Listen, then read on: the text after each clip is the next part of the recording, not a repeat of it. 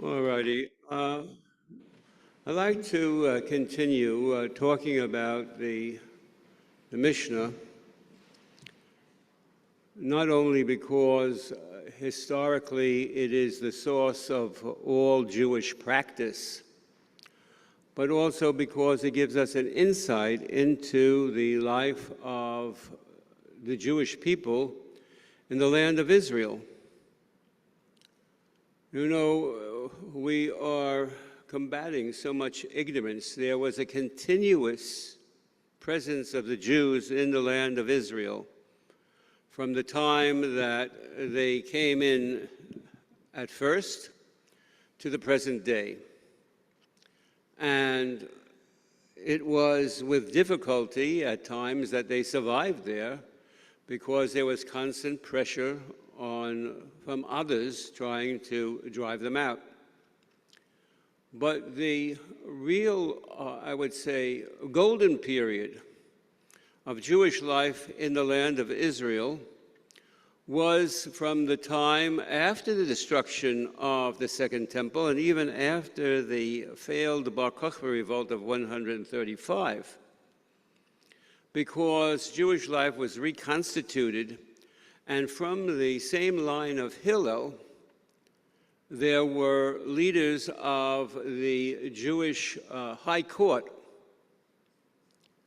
who then directed how life was to be led in the various hamlets of the land of Israel.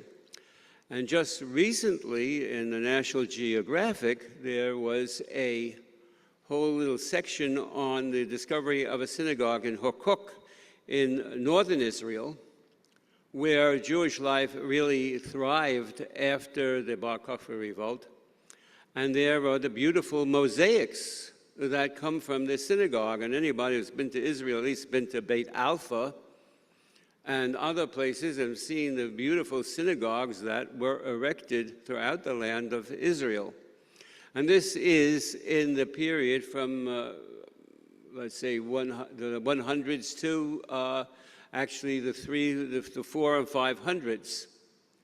By the 500s, the Byzantine Christian Empire managed to see to it that a great majority of Jews left the land, but still there was a minority, which still up until the time of the War for Independence, there was a plurality of Jews in Jerusalem. In Jerusalem, 40% of the population was Jewish. Other smaller percentages were Muslim and Christian. And if you remember the old city, you had these different quarters, and there was the Jewish quarter, which was, of course, next to the wall. But how was the people who lived in this land governed? You know, we are talking now about the Mishna and the fourth order of the Mishna, which is known as Nezikin. And the first three tractates in it, which are known by the gates, the Baba Kama, Baba Messiah, Baba Batra, show how the rabbis adopted and adapted what laws were in the Torah in order for life in the period in which they were living. As a matter of fact, the last of those three tractates at the beginning, Baba Batra, deals with the laws of partnership, which are not found in the Torah at all. So much for people who are originalists. Law actually guides or follows how humans' development goes, both commercially and industry and otherwise, in order to find ways for people to live.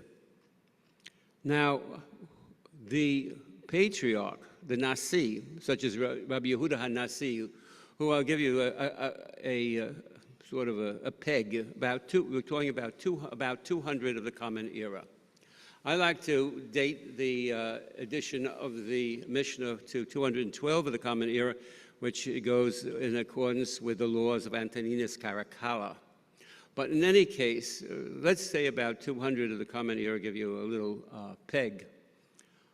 The patriarch, Rabbi Yehuda HaNasi, saw to it that there were schools throughout every single little townlet in Israel. In other words, every single boy was given an education. Almost, I would say, compulsory education for minor boys. Unfortunately, not for girls. But that was the first instance I know of compulsory education. And every single little place there were teachers appointed, and also rabbis, and the rabbis who would be decisors as to how people should live. Now, one of the interesting things that was done was there's such a thing as known as Smicha. Now, Smicha, you know, if you follow the Bible, it's from when you place your hands on a sin offering and you transfer your presence, your mana, to the sin offering, which then is a offering in your place.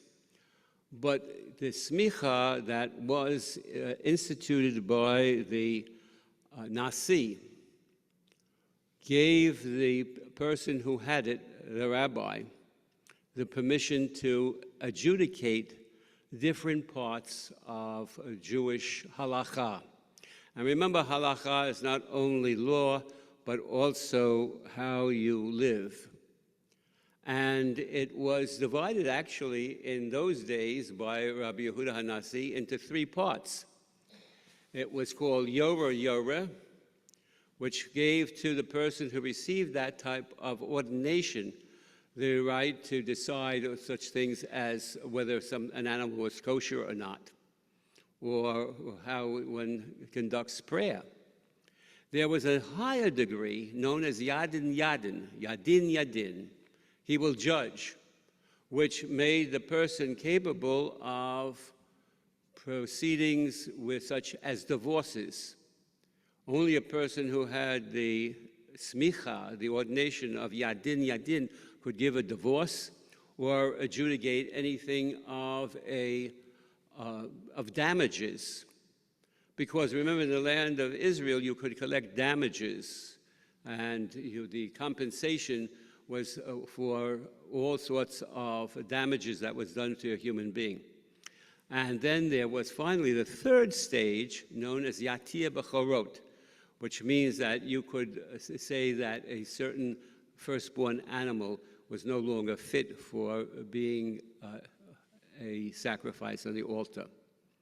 What was very interesting is that the academies in Babylonia, when they were established by a person known as Abba Aricha, known as Rav, who established the Academy of Surah that existed down to the year 1000, or the Academy of Nehada, which was made by Shmuel, which, by the way, was destroyed, I happened to mention it before, and moved to Pumbedita. So the two great academies of Babylonia were Surah and Pumbedita. And you know, by this time, the population of Babylonia, the Jewish population of Babylonia, was greater than the Jewish population of Eretz Yisrael.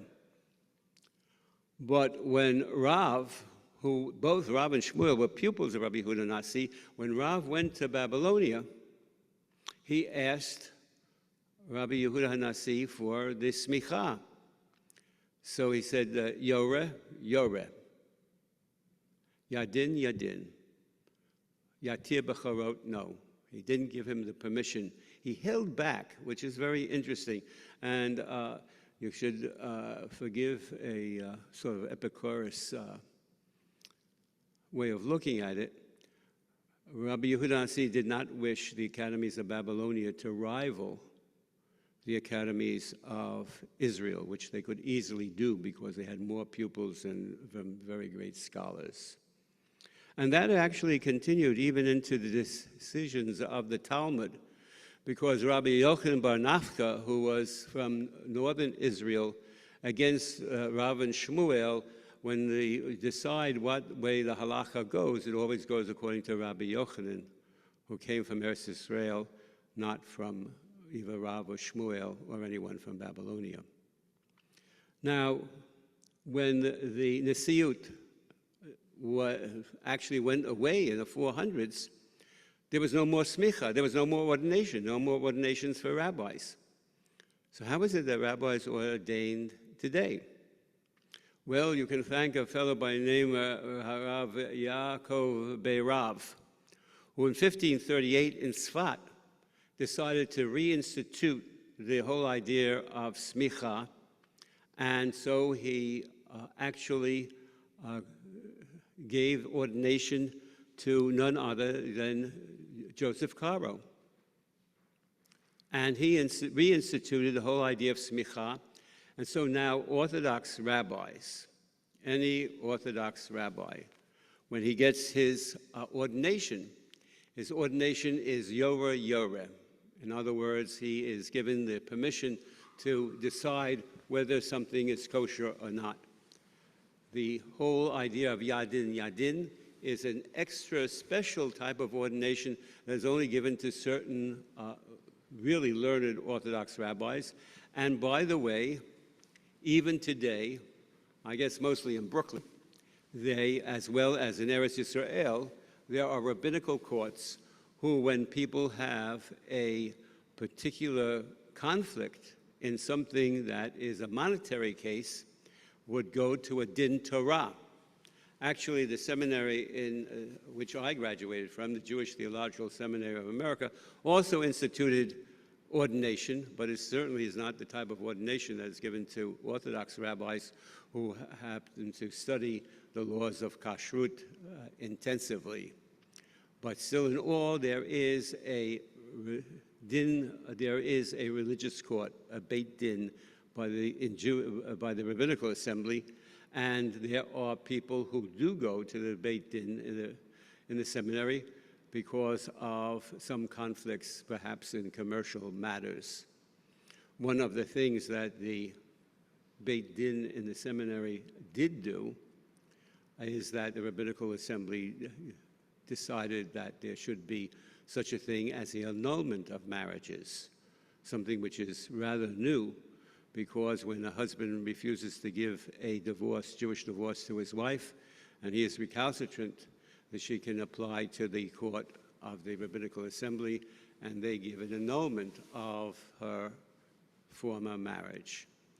But all of this goes to prove that during this whole particular period in which Jews lived in the land of Israel, from after the destruction of the temple, after the Bar Kokhba revolt, down to the 300s and 400s, they had an established community with a school system and a legal system by which they were judged.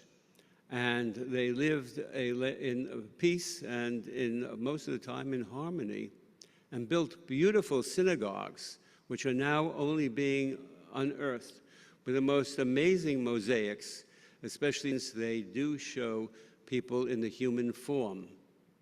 It was only, I think, under the influence of Islam and its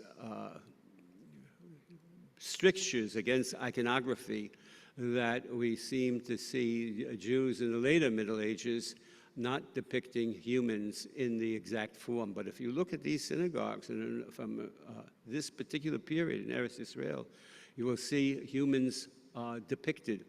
And if you can get your hands on one of the latest of the National Geographic magazines, you can see the beautiful mosaics that were just unearthed, just recently, in Hukok in north of Israel.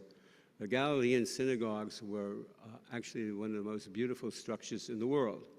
And the truth of the matter is that Jews always, when they could, built beautiful synagogues.